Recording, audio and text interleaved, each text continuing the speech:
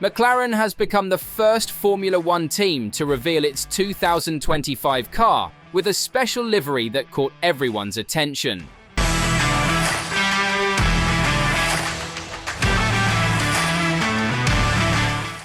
The new MCL39 was unveiled at Silverstone during a shakedown event, where both Lando Norris and Oscar Piastri took turns driving the car for a maximum of 200 kilometers.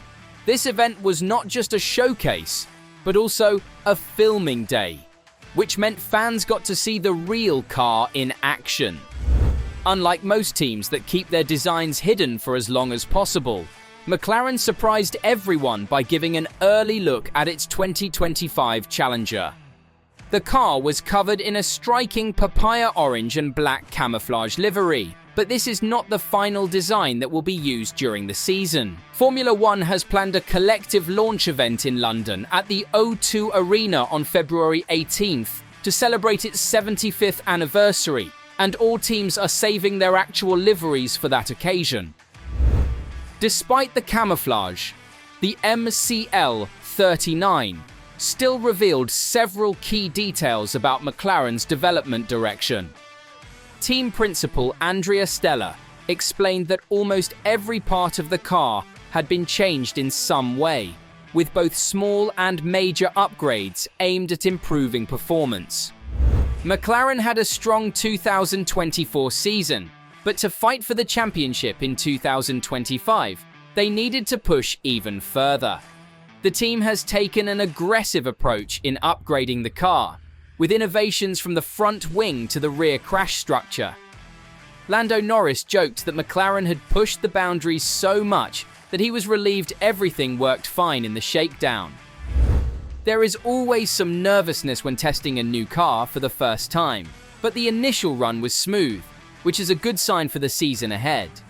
McLaren is known for being secretive about its technical developments. In previous years, they have used clever techniques to hide parts of their car, such as releasing edited images where important details were obscured. This time, the team still used a camouflage livery, but because the car was running on track with both drivers, experts were able to analyze some key design changes.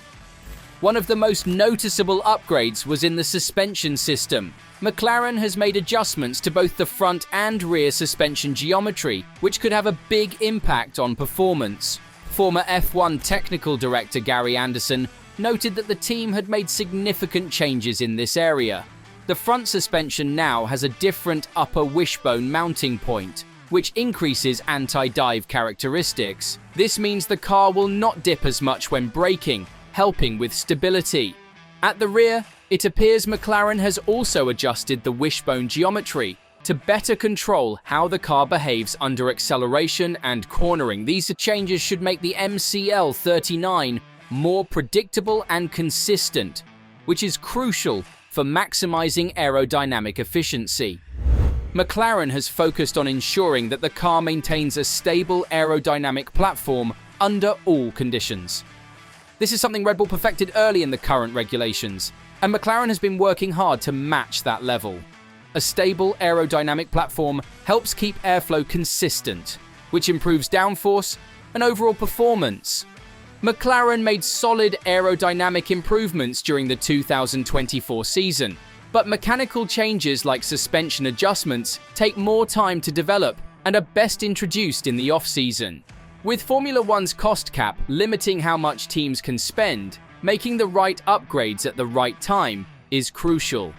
Andrea Stella said McLaren took on a big challenge with the MCL39 by introducing many innovations, particularly in the way the suspension system supports aerodynamic performance. One of the boldest moves McLaren has made is in the way the car is packaged. The team has likely relocated some cooling components to free up space for aerodynamic improvement. This is an area where Red Bull's former chief designer Rob Marshall, who now works at McLaren, has significant expertise. His experience in creating efficient packaging solutions has helped the team take a more aggressive approach with the MCL39. While it is difficult to see all of McLaren's aerodynamic changes, Some bodywork modifications are visible. One of the most obvious differences is the new side pod inlet design. McLaren has moved towards a concept similar to what Red Bull used in 2024.